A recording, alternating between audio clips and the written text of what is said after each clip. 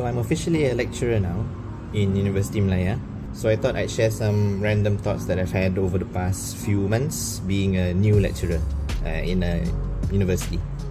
One of the first things that took me kind of by surprise was everybody calling me doctor, of course. I've been in this faculty for 7 years now, first as a research assistant and then as a PhD student. And now people who have known me for several years started calling me doctor, which is kind of cool but also kind of weird. But the students calling me doctor was, I guess you can say, the biggest shock to my system. Yeah, I mean, students calling me doctor is kind of like a confirmation that I actually have my PhD and I am now no longer a student.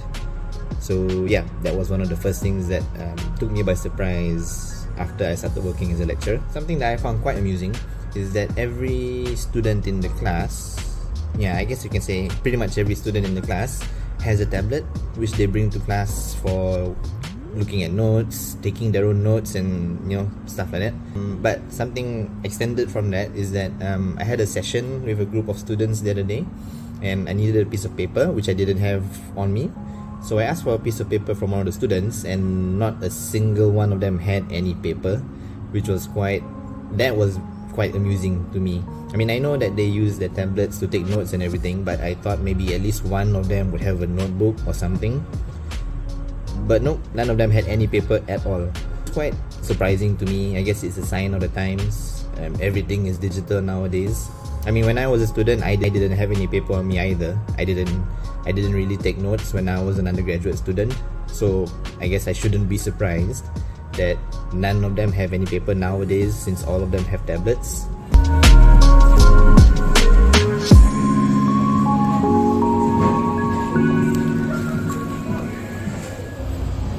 One of the most interesting experiences I've had so far is vetting exam questions. As students, of course, you find it difficult to answer questions, but I just found out that actually making the questions for the exams can be just as difficult, if not even more, because in addition to actually preparing the questions, you also need to think of the answers. So you need to prepare answer schemes for open-ended questions, and for multiple choice questions, you need to make sure that in addition to the correct answer, you need to make sure that the wrong answers are all logical and rational, because if the wrong answers are blatantly wrong, then it will just be too easy for the students to answer them.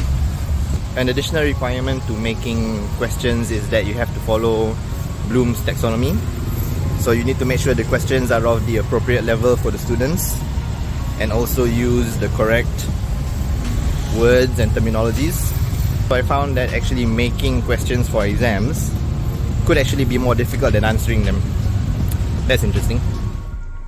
I find it quite interesting also that even though I'm a lecturer now, and I'm not a student anymore, some things, I mean, of course there are differences between being a student and a lecturer, but I was surprised that some things still stay the same.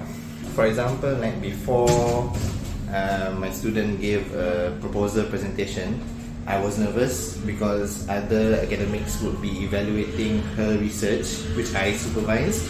So it was like me being evaluated indirectly. And another example is like when, as a student, your lecturers would ask you questions and you will get nervous if you weren't able to answer them. And it's exactly the same as a lecturer. Like in class or in practicals, whenever students come to me and ask questions, I'm worried about not being able to answer them. So I found it quite funny how while some things do change, what's that saying? The more things change, the more they stay the same, or something like that. Yeah, so I found that quite interesting. So I'm heading to a class now where I will be evaluating student presentations, and that leads me to my next observation. As a lecturer now, I am expected to give feedback, critique student work, and ask questions about their reports and their presentations, all in the name of assessing their capabilities, improving their work, and also giving them an opportunity to learn. And that to me seems like a lot of responsibility. I mean, like as a student, if you didn't do your work properly, you were the only one who was affected. But now as a lecturer, my input and my feedback will affect other students. And when it comes to assessment, my grading of their work will determine their evaluation, will determine their scores for exams. So yeah, that's something that's very new to me.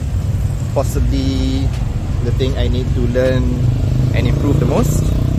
But it's also something I find quite interesting because it's something that I've never done before. So that's the end of the video. Let me know what you think. If you have any other interesting observations that you'd like to add. And yeah, thanks for watching.